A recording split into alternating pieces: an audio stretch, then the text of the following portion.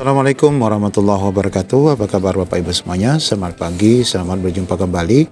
Informasi pagi ini kita akan menyampaikan statement terbaru dari Bapak Alba Subagya terkait P3K part-time yang sampai saat ini belum diputuskan.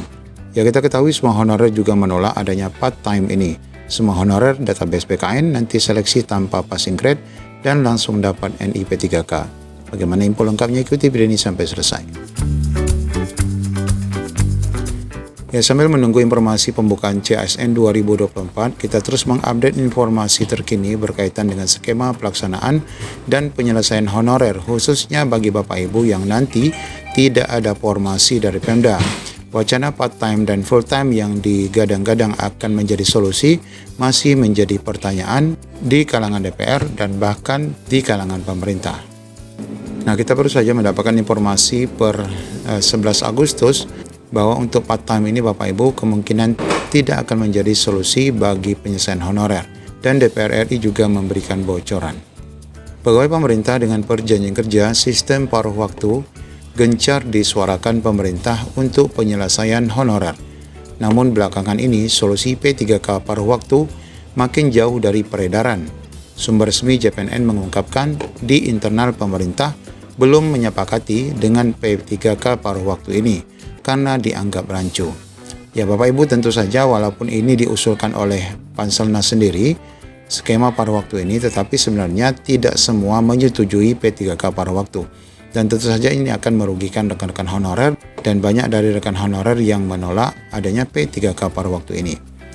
Pelaksana tugas Deputi SDM Bapak Aba mengungkapkan bahwa belum ada, ya di sini Bapak Ibu, belum ada keputusan apakah ada sistem paruh waktu. Jadi ini belum jelas ya sebenarnya. Namun usul sistem P3K paruh waktu dan penuh waktu itu tetap menjadi bagian solusi. Saya belum bisa pastikan ada P3K paruh waktu dan penuh waktu. Kita lihat kebijakannya nanti. Tetapi memang perlu sebagai bagian solusi, terang Aba saat dikonfirmasi JPNN baru-baru ini. Nah, di kalangan politikus Senayan sendiri, wacana paruh waktu itu pun mulai tidak terdengar. Ya ini ya.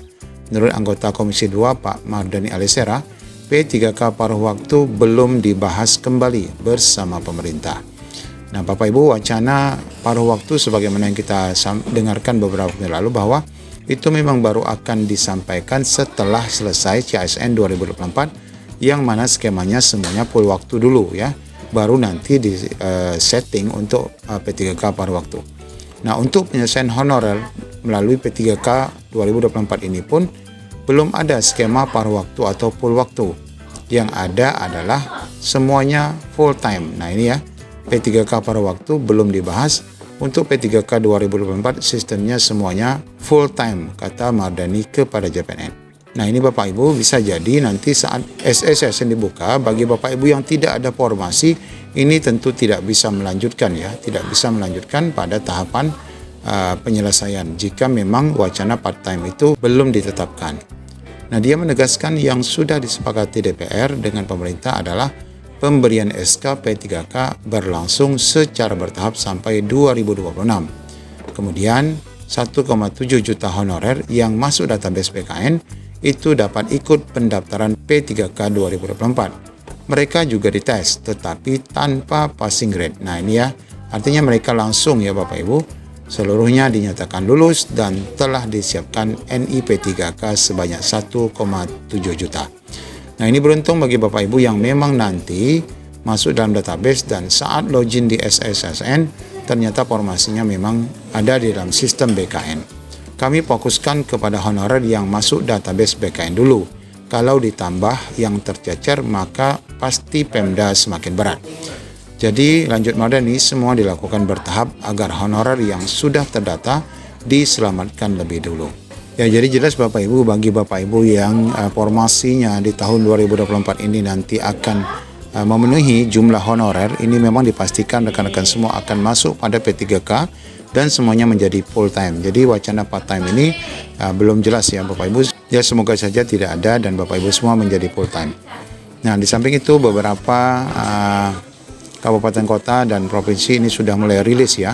Kabupaten Landak, kemudian Sumba Barat Daya, kemudian Kota Pariaman, rinciannya ya, Kejaksaan RI, kemudian juga di Provinsi Jawa Timur, kemudian formasi di mana lagi nih, Polewali Mandar, kemudian di Morotai, kemudian juga di Mokomoko, kemudian di formasi Kota Samarinda. Ini sudah mulai rilis ya Bapak Ibu, tinggal nanti Bapak Ibu memastikan apakah nanti memenuhi ya. Namun ini untuk PNS ya Bapak Ibu, belum ada untuk P3K secara khusus, karena memang seleksi P3K sendiri belum tahu kapan akan dilaksanakan.